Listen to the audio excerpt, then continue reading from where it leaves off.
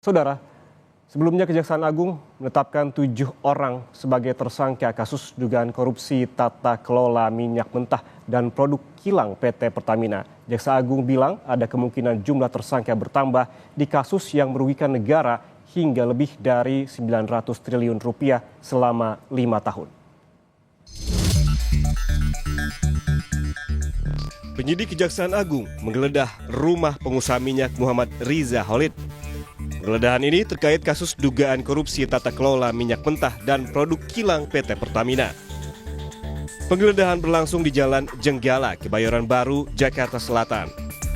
Rumah mewah milik Riza Khalid diduga dijadikan kantor dan berkaitan dengan kasus dugaan korupsi tata kelola minyak mentah dan produk kilang PT Pertamina. Kapus Penkum Kejaksaan Agung Harli Siregar menyebut hingga saat ini penyidik telah menggeledah 7 rumah dan kantor dari para tersangka. Jaksa Agung ST Burhanuddin bilang kerugian negara dalam kasus korupsi Pertamina mencapai lebih dari 900 triliun rupiah.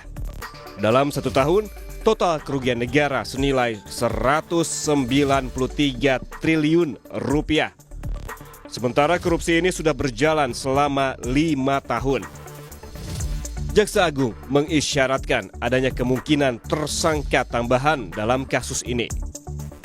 9 miliar, triliun dong. Triliun ya Pak? Oke. 19. Baru penggeledahan tuh ya Pak? Baru benar. Gimana Pak update ya Pak? Yang pasti 19 itu 190 triliun itu 1 tahun itu aja. Jadi nanti pelaksananya ini nanti 5 tahun. Jadi mulai tahun 2018 sampai 2023.